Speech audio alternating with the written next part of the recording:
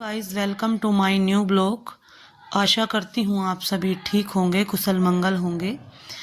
और आज मैं आपको लेकर आ पहुँची हूँ एक ऐसे विख्यात मंदिर में जो अपनी संरचना के लिए देश भर में विख्यात है, प्रख्यात है।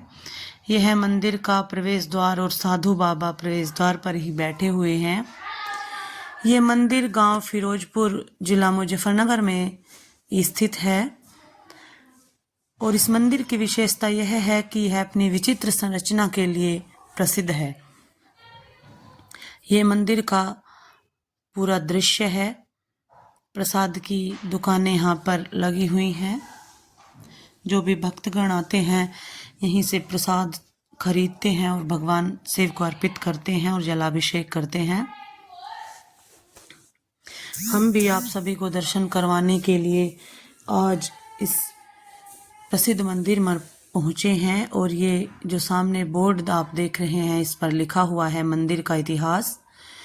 और इस मंदिर के इतिहास को पढ़ने पर, इसकी जानकारी लेने पर हमें पता चलता है कि इस मंदिर की स्थापना द्वापर युग में महर्षि दुर्वासा के द्वारा की गई थी। महर्षि दुर्वासा यहीं पर बैठ कर के तपस्या किया करते थे। उन्होंने यहीं पे मंदिर स्थापित किया था। ये नंदी महाराज यहाँ पर विद्यमान हैं।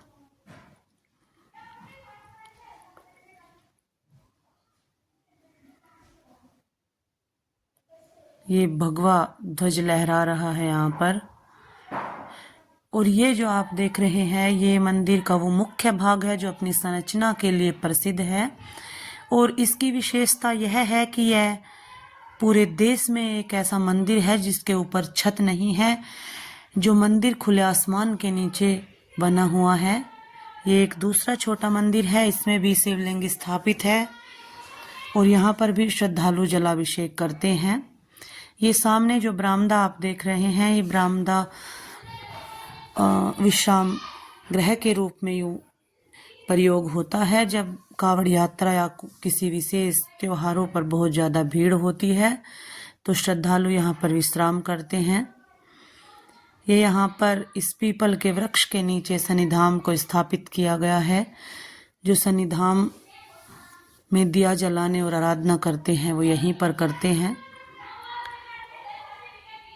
इस मंदिर के विषय में यह भी जानकारी प्राप्त होती है कि जब महाभारत का युद्ध चल रहा था और माता कुंती और माता गांधारी दोनों ही अपने पुत्रों को लेकर बहुत ही व्यथित थी, परेशान थी, क्योंकि दोनों के पुत्र आपस में युद्ध क्षेत्र में आमने सामने थे और युद्ध लड़ रहे थे।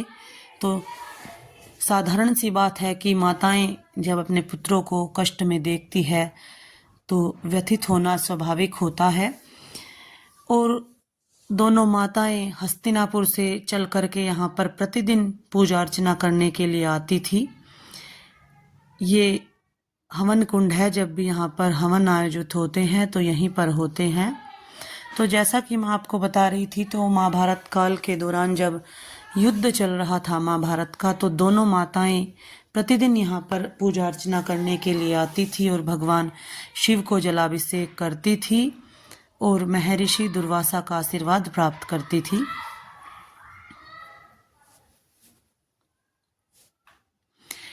अनेकों बार प्राचीन काल में इस मंदिर के ऊपर छत बनाने का प्रयास किया गया, लेकिन कुछ न कुछ ऐसी घटना घटित होती थी जिसके कारण छत नहीं बना पाते थे लोग। कुछ न कुछ ऐसा कारण पैदा हो जाता था कि इसकी छत नहीं बना पाते थे। तत्पश्चात भगवान का आदेश समझ करके इस मंदिर को खुले आसमान के नीचे ऐसे ही स्थापित कर दिया गया। ये मंदिर का मुख्य भाग है जहाँ पर शिवलिंग स्थापित है। और इस मंदिर के विषय में हमें जानकारी मिली कि जब महाभारत युद्ध के दौरान अनेकों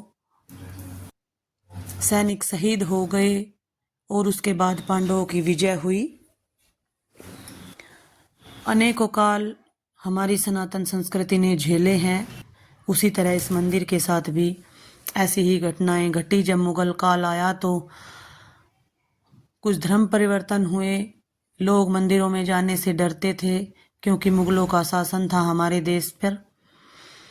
तब ऐसा सुना जाता है कि यह मंदिर झाड़ियों में विलुप्त हो गया था और इसके चारों ओर घना जंगल उगाया था।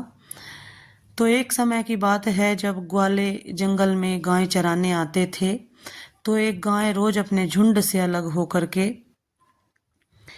झाड़ियों के बीच चली जाती थी, जहां पर यह मंदिर का मुख्य भाग है, जहां पर शिवलिंग स्थापित है। तो कई दिनों तक जब रोज ऐसा होता रहा कि वह गाय माता अपने झुंड से अलग होकर के झाड़ियों के बीच यहाँ पर शिवलिंग के पास आ जाती थी, तो ग्वालों ने सोचा आज चलकर देखा जाए कि ऐसा क्या उन झाड़ियों के बीच है कि ये गाय माता रोज झाड़ियों में चली जाती है। यह हनुमान जी स्थापित हैं यहाँ पर। तो जब ग्वालों ने यहाँ पर आकर देखा तो वे हतप्रभ रह गए, आश्चर्यचकित रह गए, क्योंकि यहाँ पर जब उन्होंने झाड़ियों को साफ सफाई करके देखा तो वो देखा कि यहाँ पर शिवलिंग स्थापित है और गाय माता खड़ी है और अब उनके चारों थनों से दूध की धारा बह रही है और भगवान को जल अभिषेक हो रहा था। सभी लोग आश्चर्य में हो गए और आसपास के क्षेत्र में खबर फैल गई। उस समय एक राजा हैरतगंज हुआ करते थे, उन तक यह खबर पहुंची। क्योंकि मुगल शासक थे, सनातन को दबाने का निरंतर प्रयास किया गया, तो उन्होंने अपनी सैनिकों को यहाँ पर भेजा और आदेश दिया कि इस मंदिर को जमीन के नीचे शिवलिंग को दबा दिया जाए। वो जितना भी गड्ढा खोदते थे शिवलिंग धरती में नीचे जाता था। वो परेशान हो गए, हैरान हो गए कि ऐसा क्या है। उसके बाद इन्होंने इस शिवलिंग को कटवाने का प्रयास किया, जो कि आज भी इस शिवलिंग के ऊपर धाराधार किसी हथियार के निशान दिखाई देते हैं। लेकिन वो इस शिवलिंग को कटवा नहीं पाए, दबवा नहीं पाए। निष्कर्ष यह है कि वो हमारी सनातन संस्कृति को दबा नहीं पाए और फिर उन्होंने अपने प्रयास छोड़ दिए और फिर हिंदू लोग यहाँ पर आकर के पूजा अर्चना करने लगे और प्राचीन काल से आज तक यहाँ पर लोग आराधना करने के लिए आते हैं। ये मेरा बेटा भी जलाभिषेक कर रहा है भगवान शिव को। प्राचीन काल से ही यह मंदिर आस्था का केंद्र बना हुआ है। ये एक बरगद का विशाल वृक्ष यहाँ पर है।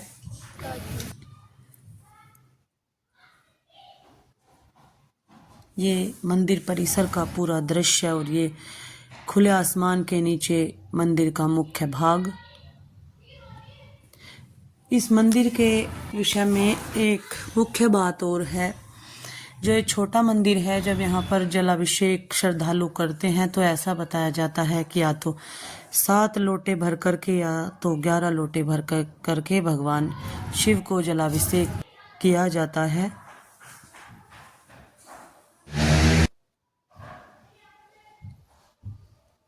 आप भी यहाँ आइए और मंदिर के दर्शन कीजिए। गाइस, चैनल को कर लीजिए सब्सक्राइब। मैं ऐसी ही अच्छी सनातन संस्कृति से जुड़ी हुई वीडियो आपके लिए लाती रहती हूँ।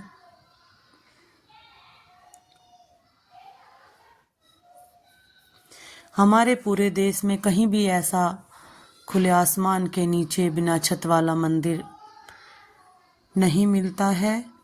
सभी मंदिरों के ऊपर बड़े बड़े भवन बनाए होते हैं और बड़े बड़े मंदिर स्थापित किए जाते हैं, लेकिन यही एक ऐसा मंदिर है जो खुले आसमान के नीचे है। दूर दूर से श्रद्धालु यहाँ पर आते हैं और भगवान शिव को जलाभिषेक कर रहे हैं। ये जो आप इधर देख रहे हैं ये भी मंदिर का मुख्य भाग है। यहाँ पर भी भगवान की प्रतिमाएं स्थापित है।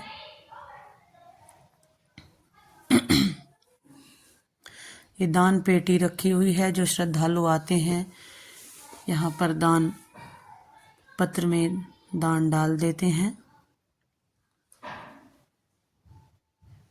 ये प्रसाद की दुकानें हैं सामने। और आइए अब चलते हैं मंदिर के दूसरे भाग में।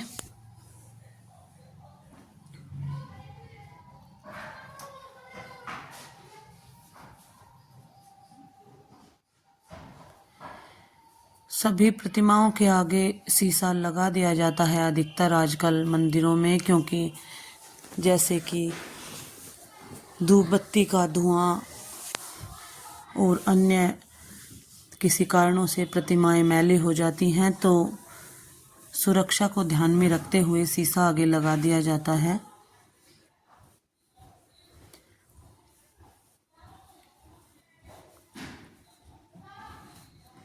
ये काली माँ की प्रतिमा यहाँ पर स्थापित है।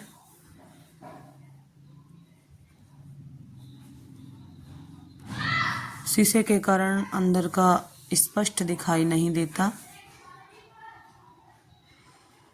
ये माता दुर्गा जी की आरती लिखी हुई है।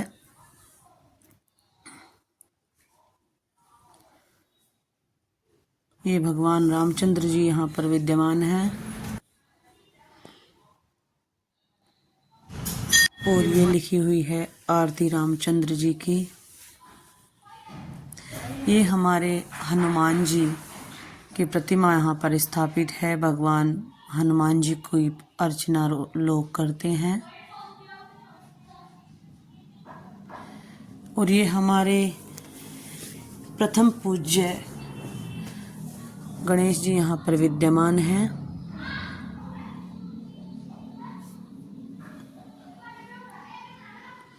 ये थालियां रखी होती हैं प्रसाद चढ़ाने के लिए यहाँ पर। और ये महर्षि दुर्वासा की प्रतिमा यहाँ पर स्थापित है। आशा करती हूँ आपको वीडियो अच्छी लगी होगी। कमेंट करके ज़रूर बताइएगा आपको वीडियो कैसी लगी।